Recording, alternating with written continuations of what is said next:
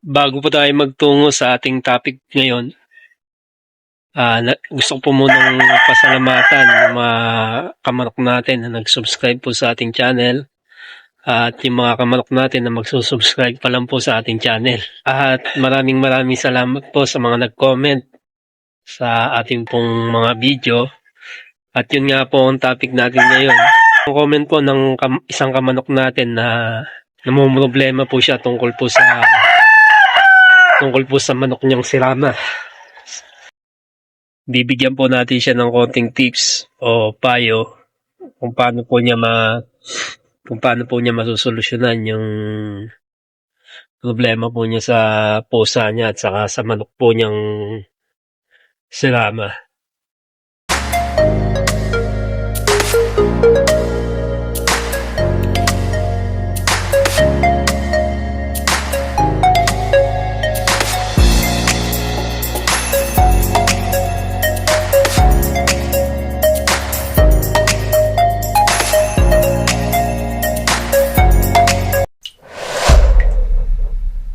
Medyo masama ang panahon ngayon mga kamanok. Ulan. Kaya maya pa natin mapapatok ang ating mga alaga. Meron tayong natanggap na comment galing sa ating isang kamanok. May problema siya sa kanyang pusa dahil pinaglalaroan ng manok niyang si Rama. Pero sa tingin ko, kamanok, hindi yan pinaglalaroan ng pusa mo. Kasi nakatikim na ng dugo ng manok ang pusa mo, kaya masarap na sa panlasa niya to. Kaya siguro siya nawiwili na paglaruan, ubunutin yung buntot ng mga manok mo. Naku napakagandang manok pa naman ng si Rama. Yun yung mga macho yung mga naka-vertical lang buntot saka pakpak, yun yung mga talagang matitindig na manok, pero maliliit lang sila, pero hindi siya bantam o Chinese chicken kung tawagin nila. Okay idol, para sa problema mo, ito lang yung solusyon na may papayo ko. Pero kung may mga idea ang mga kamanok natin dito tungkol sa problema ni idol na binubunot ng pusa ang buntot ng kanyang si Rama, pwede rin kayo mag-suggest sa ating comment section. Ito idol,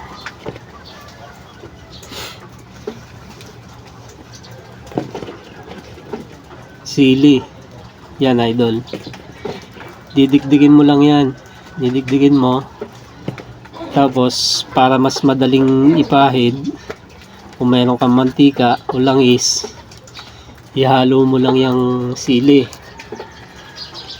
o kaya sa tubig. Tatalab din naman yan kahit sa tubig.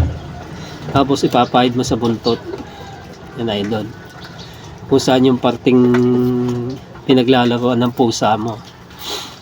Yan yung unang solusyon idol na pwede kong ipayo sa'yo. Pangalawa, yung pusa mo hulihin mo, tapos ikulong mo na lang. Pero kung sa kapitbahay naman, huwag nyo sasaktan yung hayop mga idol, kasi pet lover tayo, kaya hindi natin kailangang manakit ng hayop, saka bawal yan. Kausapin ninyo yung kapitbahay ninyo na gano'n ang ginagawa ng pusa nila. Pasensya na kayo sa background natin mga idol. Medyo yung sikat ng araw yung may sinag ng araw yung natin yung background. So yung pangalawa idol, kausapin mo yung kapitbahay ninyo, ikulong yung pusa kasi yung manok mo binubunutan ng buntot, pinaglalaruan. So maidagdag ko na rin para sa mga kamanok natin na namumroblema naman sa feather picking, kung may papayo o mga idol, kumuha kayo ng oregano, ganun din, dikdikin ninyo. Medyo mabaho ang pangamoy ng mga sisiw sa amoy ng oregano. Papahid nyo dito madalas yan kinakain niya kasi masarap sa kanila yan eh, yung balahibo. Saka dito sa buntot. Ipahin nyo rito. Asahan ninyo hindi na yan.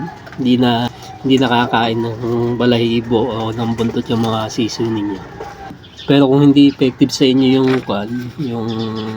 oregano at talagang matatakaw na sa feather picking yung mga sisiw ninyo, meron pang isa, yung Rapolsia. Kung alam niyo to, yung Rapolsia Bergiana.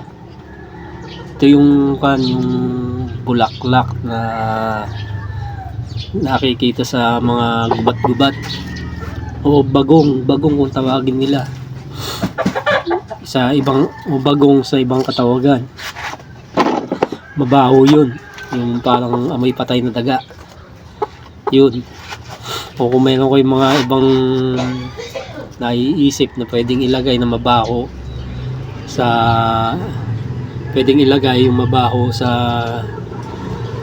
balahibo ng mga manok ninyo, balahibo ng mga sisiw ninyo, saka sa buntot, para hindi sila mag feather picking. Huwag lang tayo mga kamanok ha. Siyempre alam naman natin sino ba naman magkakagustong maglagay ng dumi sa balahibo ng manok natin.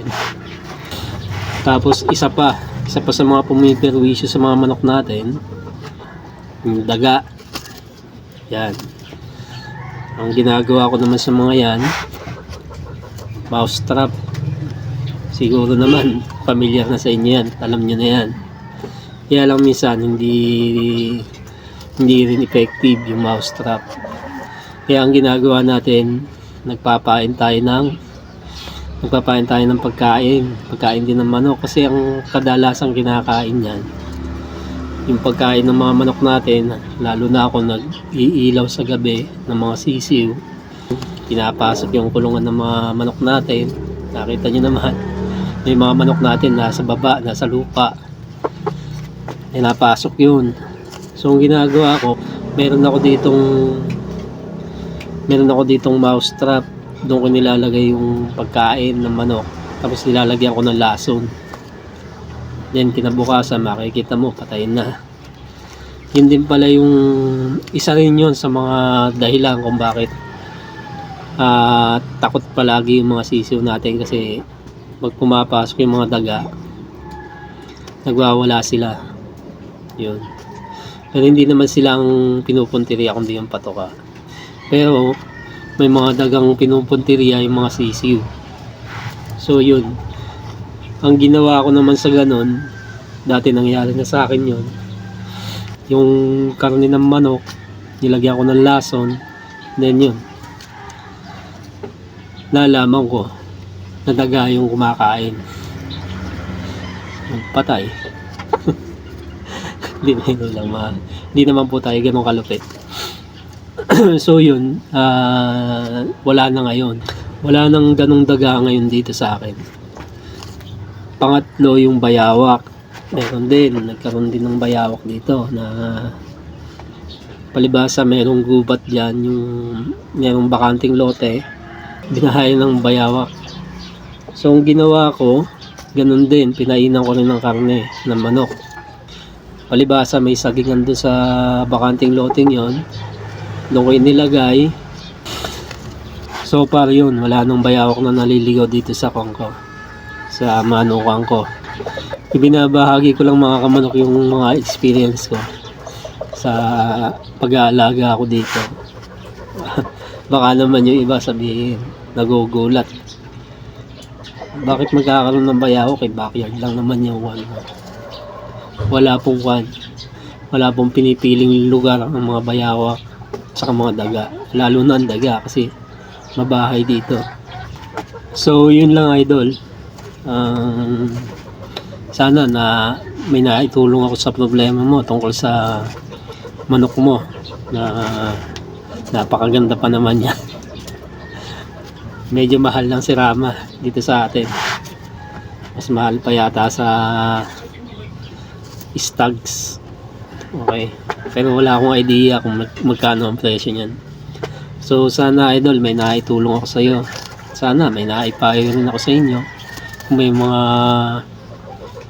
kung namumroblema man kayo sa mga manok ninyo na nagpe-pedal piki, sa mga problema nyo sa daga, saka sa bayawak. So yun, gusto ko rin idagdag mga kamanok na baka may mga kamanok tayo ditong hindi aware, hindi alam ang tungkol sa panlasa nating mga manok. Ang mga manok po natin walang panlasa pero malakas sa pangamoy.